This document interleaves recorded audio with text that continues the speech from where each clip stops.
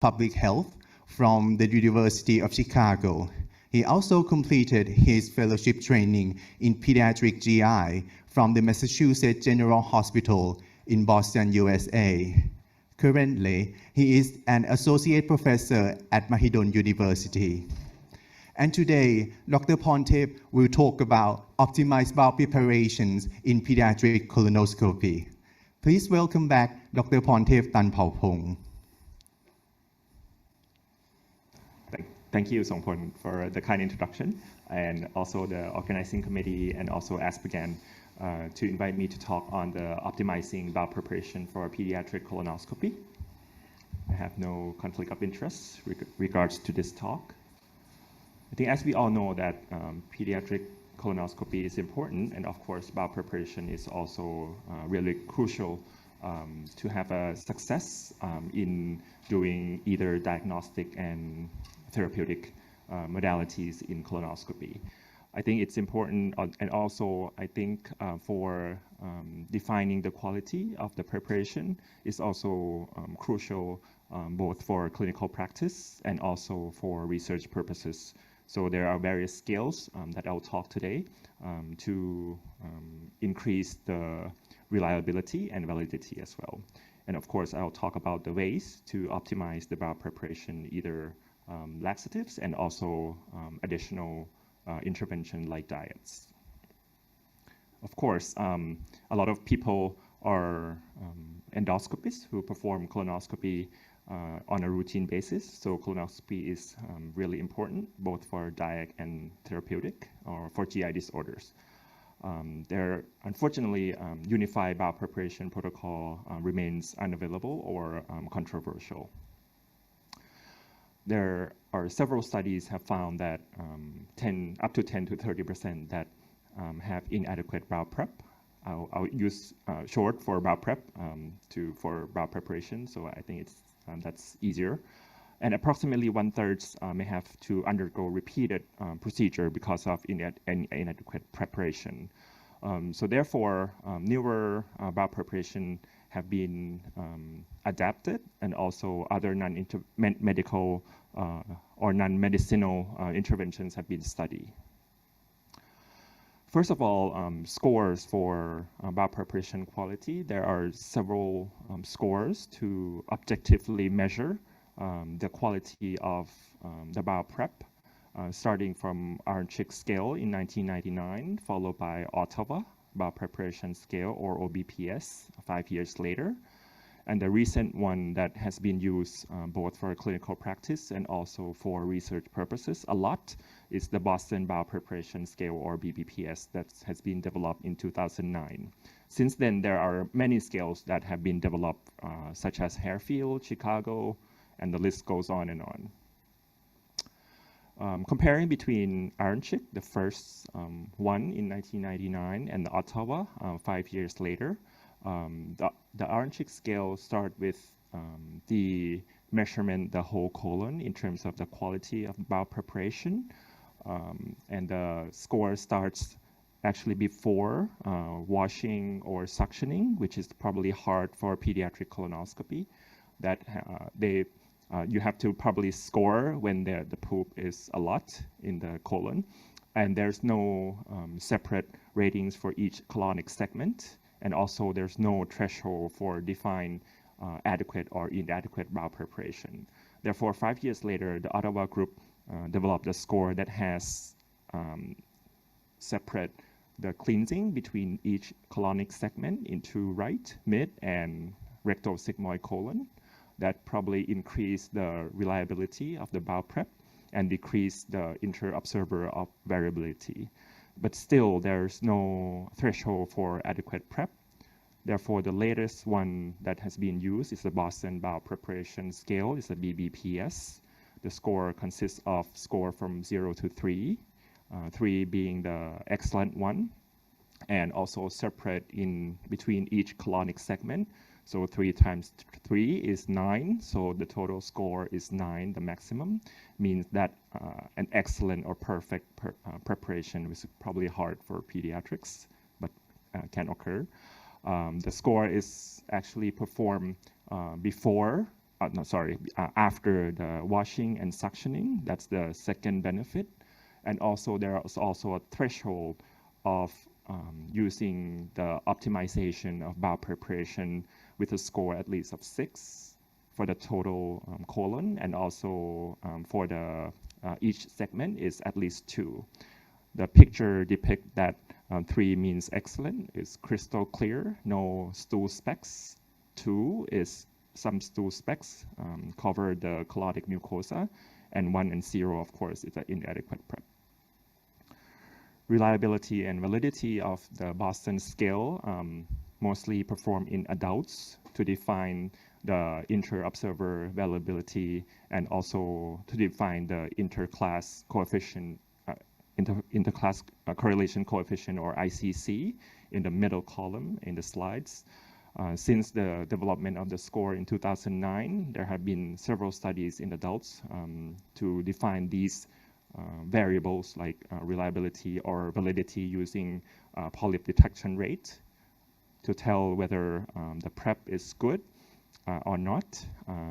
As the ICC for the Boston bowel prep range from 0.74 up to almost excellent of 1 from the study of Clark in 2016. As you can see, just a small point but important is the ICC is higher in the right side colon as compared to the left side colon, and the polyp detection rate is not surprisingly higher when you have a good prep, at least a score of 5 as compared to the lower score. When you compare between the Ottawa scale and the Boston prep scale in over 600 adults, when they screen for colon cancer or surveillance colonoscopy for other reason, the ROC curve of between each scale is quite the same, comparable in terms of detection of polyps, adenoma, and right side adenoma. The next part would be how to optimize the bowel preparation using laxative regimens. I'll talk about using polyethylene glycol. The newer recommendation or suggestion is to split the dose between morning of the colonoscopy and also the night before, instead of using just one big dose the night before, or just one single dose at any time, or even at a small volume as compared to the conventional volume that has been suggested in many guidelines. The second is the role of using sodium picoyl sulfate and max citrate, or I will use SPMC as an abbreviation, and also the addition of stimulants or enemas to the oral laxatives. And I'll probably touch on a little bit on diet choice, like low residual or clear liquid diets. Of course, there's no ideal, otherwise we'll use one single regimen for the whole world. But the ideal laxative regimens for pediatric population is 1, it has to have a small volume, 2 is they have to drink well with some happiness, and 3, minimal side effects. Efficacy and safety are shown in this table.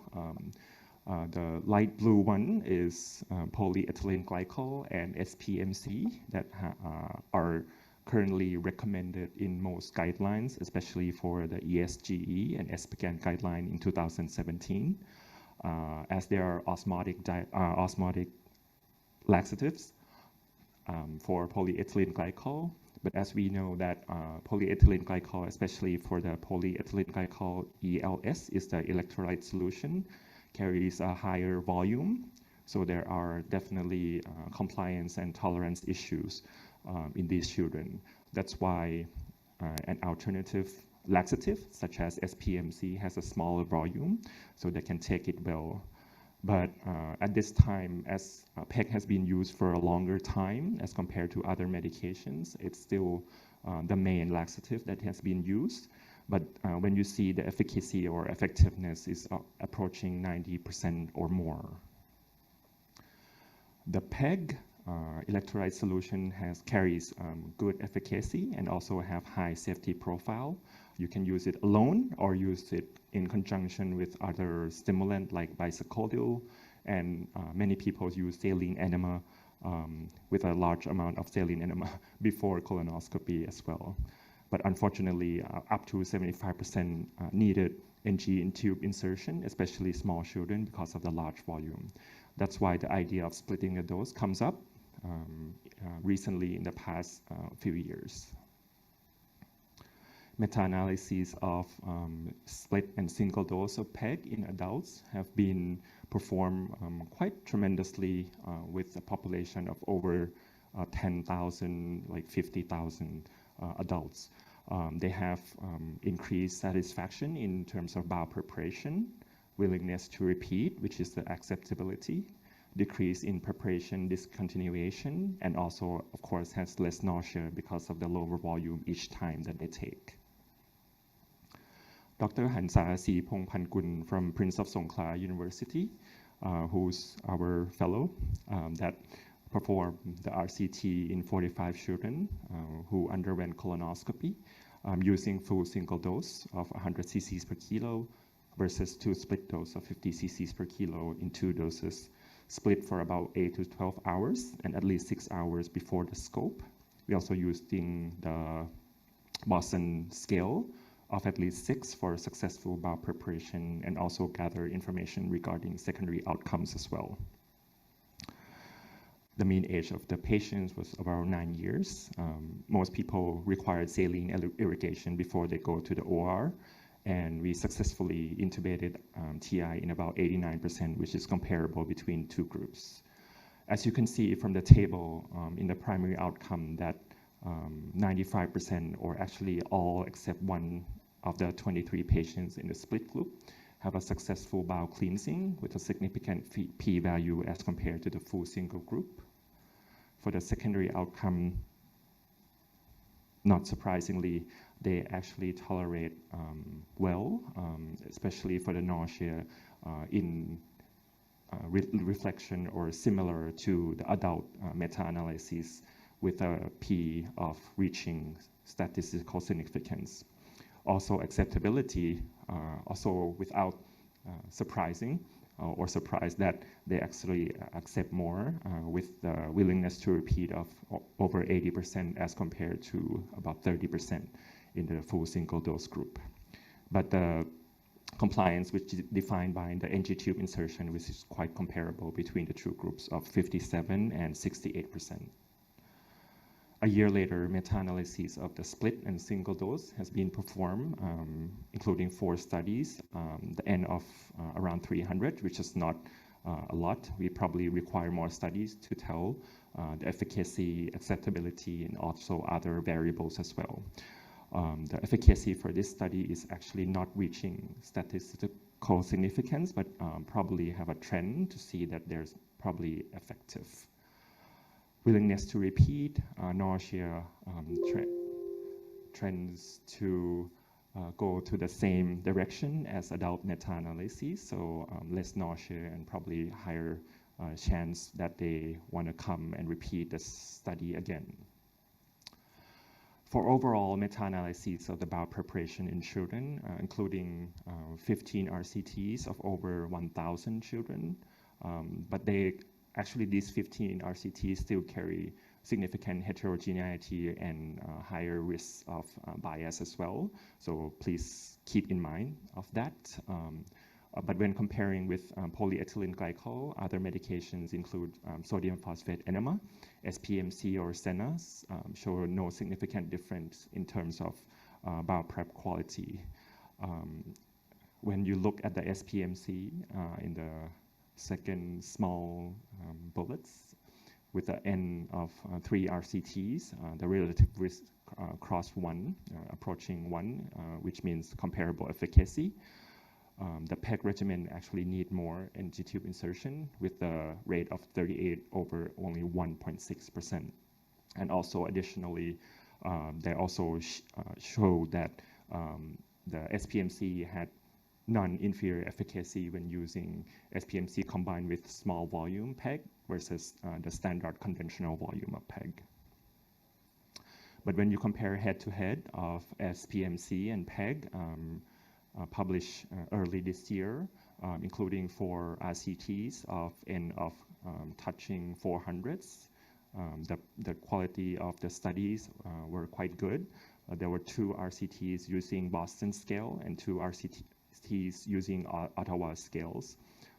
Those 4 studies show comparable efficacy with comparable relative risk and also mean difference in terms of the bowel prep. That's the primary outcome.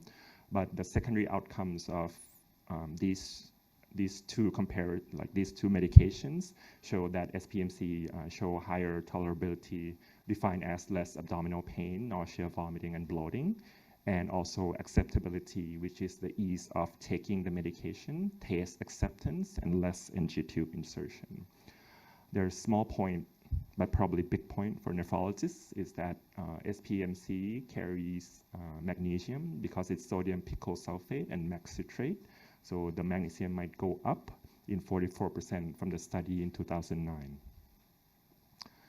The last 2 slides is a diet. So diets to improve bowel prep quality has been less studied as compared to the laxative regimen in terms of the bowel preparation. I think the initial survey has been suggested during the past decade is that clear liquid diet is suggested a day before scope to decrease the specks or fiber in the colonic lumen, especially for kids older than 2. But there have been people that study in various countries that because they think that diet is varies between country. When people living in Asia, Australia, UK, US, Europe may have different dietary pattern. That's why these studies come up during the past 5 or 10 years. A study from Poland include 184 kids, more like a school age or adolescent with a mean age of 15 years, comparing clear liquid diets versus low fiber diet on the day before colonoscopy. They also use PEG for clean out and also Boston score for defining bowel prep quality. The 2 groups have comparable bowel prep quality in terms of when using the Boston score of at least 5, with 96% versus 95% between the 2 groups. Furthermore, the study from China, including over 200 children, found that when you're using either 1 day or 2 day of low residual diet, which is like a low fiber diet, eat less fiber, less grains, show similar efficacy in terms of the bowel prep. But of course, the kids like more because you don't have to restrict diet for at least 1 additional day. Risk factors. So people might be interested what would be the risk factors of suboptimal bowel prep. So the study in US include children of over 900 children during a period of 5 years with a mean age of 12 years. They found that probably a quarter of these children have suboptimal bowel preparation. In the multivariate analyses, there were 2 factors that linked with suboptimal bowel prep. One is failure to thrive, which increased the odds ratio of bad prep. But the IBD show another way around. Actually, the odds ratio goes down.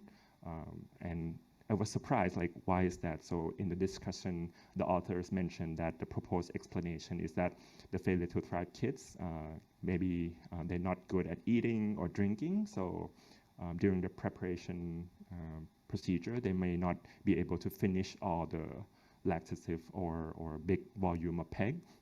But on the other hand, the IBD patients, they probably undergo scope for many times, so they may be familiar with the procedure, not just the patient, but also the family members as well.